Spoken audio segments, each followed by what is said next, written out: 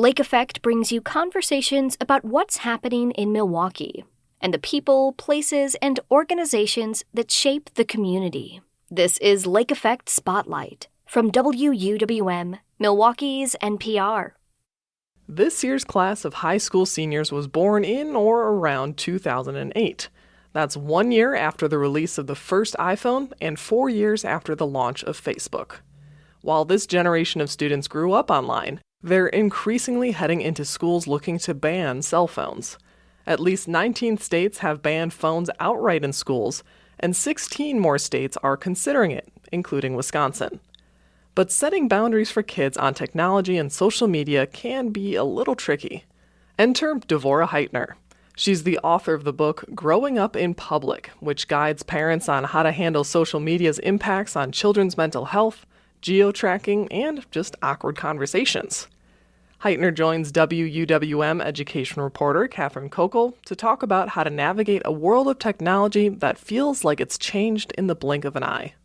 You opened the book by talking about a moment when you were a child at summer camp, and you and all the girls in your cabin decided to take your cabin photo wearing only your bras. So you took your shirt off. And you kind of opened the book by reflecting about how that photo didn't go anywhere after everybody chuckled about it at summer camp. I wanted to do a little bit of a thought experiment with you. What do you imagine would happen if a group of girls did something like that under the same circumstances at a summer camp today? It's an entirely different situation. Even our camp yearbook was made by photocopied if you lived through the 90s and you remember zines. So even just the level of fidelity of the way that photograph was reproduced in the camp yearbook, and it was in the yearbook, but it was photocopied in black and white, so it was smudgy and blurred, and you can't really see our faces or our bodies very well. So the fact that it's a group of young women who are under 18 in our underwear in a photograph just becomes much less of a problem, right? Than it is now, where you have full digital fidelity, where also that the only people who had copies of that zine as well were it was handed out at the end of camp to everyone, right? And other people did other funny and silly things. It was kind of a quirky camp, right? It was not a very typical place, because I'm sure there are some places where even in the 90s they would have just shut that whole thing down. But the fact is, an image like that could travel in a really different way. It would have fidelity, in the faces of the people in the photograph could be recognized, and more and equally problematic, it could be shared much more easily and widely, right? Versus like handing it to 60 or 70 kids at the end of camp, and they're taking it home, and the only way they could distribute it would be to photocopy it again, which would further decrease the fidelity, right? And then send it to someone else. That was just a very, it's kind of hard to remember, even for me who lived through the 90s, but for anyone listening to this who, was grew up sort of post the analog age and never had a photograph in your hand that couldn't be shared with someone else without going to the store to get a copy. It's hard to imagine how different it felt to distribute something that felt personal, because it didn't feel like such a risky thing to do. The challenge is, for today's kids, they may not have a sense of risk because images that circulate are so explicit, and we see that so commonly. And so they may not have a sense of like, oh, I'm breaking the law in Wisconsin, or I'm breaking the law in whatever state by sharing this underage photograph of myself that's explicit, right? I might be breaking child pornography laws. I might be exposing myself to the threat of harassment, right? There are all kinds of things that kids have to deal with today that we didn't really have to deal with in the same way. Yeah, that was such a powerful example because as someone who also lived through that age, I was like, oh my gosh, they sound like a riot. And then the education reporter brain in me said, oh my gosh, that would be on Snapchat in 10 minutes now. And, hundreds of people would have, like you mentioned, a high fidelity photo of this on their cell phones. And I just think about how quickly something like that could spread and embarrass the people who are involved. So, I mean, how quickly things have changed. That kind of wraps into this discussion about kids' mental health and social media, right? When you talk to kids about how they think about social media and how it impacts their mental health, what did they say? Well, they definitely do talk about what you described. Kids will talk about people who are thirsty or craving attention, either by posting sort of more frequently than the average. And again, that's going to vary in terms of your gender and your age and your friend group. But like whatever the average is, the people who sort of post more than that might seem like they're craving attention. There are kids who, if they post something, might directly message certain people in their close friend group to like it or amplify it, to try to kind of get it going, to make it not necessarily more viral, but to kind of pick up that algorithmic attention. And none of us know exactly how the algorithm works, but some of that is happening.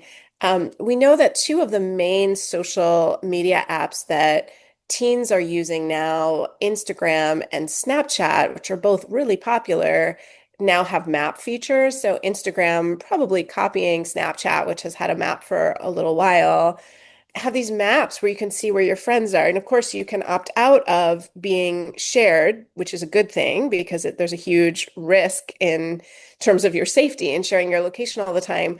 But just thinking about the emotional safety of the kid who can see where all his or her friends are, that's a very problematic situation, right? Because we already know that we're being left out some of the time, but again, back in the analog era, I might hear about a party later and I might feel a little bit sad, if I really had might have wanted to be invited, but it's already happened. And potentially, if I'm hearing about it later, it's filtered through maybe kids I'm not even that close to. Whereas in the digital age, I can see my friends hanging out in real time, potentially without me. I can see photos in the moment, like literally that party could be going on right now, and I could be sitting at home looking at the pictures and the videos and feel bad that I wasn't invited. I'm really glad that you mentioned the map features of Snapchat and Instagram because really interesting concept in your book, Growing Up Public, is geo-tracking kids or using apps like Life 360 or Apple's Find My Friends to keep tabs on them wherever they go. I think this is something that would have felt impossible or at least invasive to previous generations. Like your parent putting a homing device on you sounds kind of sci-fi, but it exists and it exists on a cell phone. Can you kind of summarize your advice to parents on geo-tracking and following your kids' location? Yeah, I mean, of course, you can understand why people are excited to be able to track their kids' location. It appeals to our anxiety, and we live in a world where we hear about things happening to kids in schools. We hear about, kids being taken. We have so much worry about kids' sort of physical safety in the world. And, I'm a parent of a new driver, and a lot of my peers who have 16-year-olds who are learning to drive talk about wanting to be able to follow their kids when they're driving to know how it's going. Some people even monitor their speed. It's very important that we think about, is this going to cause more or less anxiety in the short and long run, right? Is being able to follow our kids healthy, or is it undermining their independence, undermining their sense of efficacy, undermining their belief that we trust them? I would especially say that it's important to really think hard and probably try to resist the urge to covertly track our kids. Now, if we're going to overtly track them and let them know we're tracking them, I would try to think about a time limit for that. Like, okay, it's the first month you're driving. I'm going to feel safer if I follow you, but then I'm going to turn it off or whatever. Or alternatively, even for younger kids who parents may be tempted to follow on a watch or another device even before they have phones, teach kids what to do in the situation you think you're planning for. Like if you're following your fourth grader while they're walking 6 blocks to school, first of all, think about, do you really need to do that? Are there other adults around? Will the crossing guard help them out if they fall off their scooter?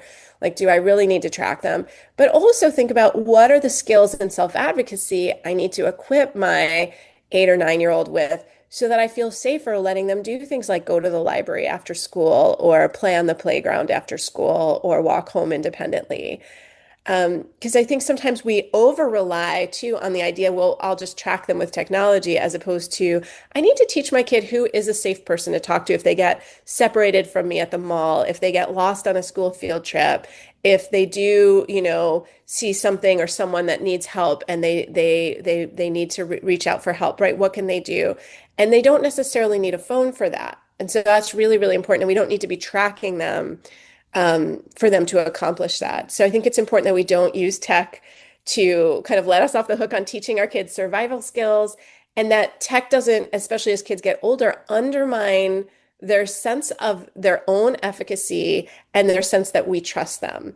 And yes, that might mean your kid can lie to you, just as I talked about in growing up in public, that I said I was sleeping over at my friend's house and I was actually sometimes going to sleep over at her house, but I was also going to see Rocky Horror Picture Show, and that was against the rules.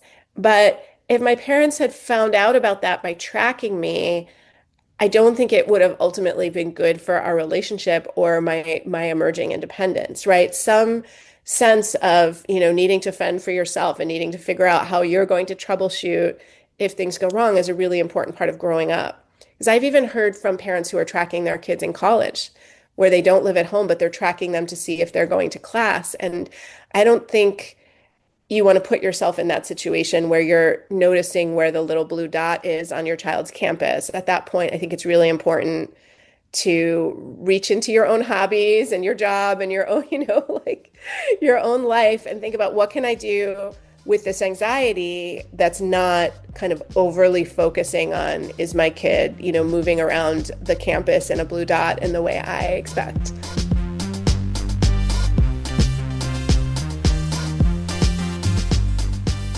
Devorah Heitner is the author of the book Growing Up in Public. She spoke with WUWM education reporter Katherine Kokal.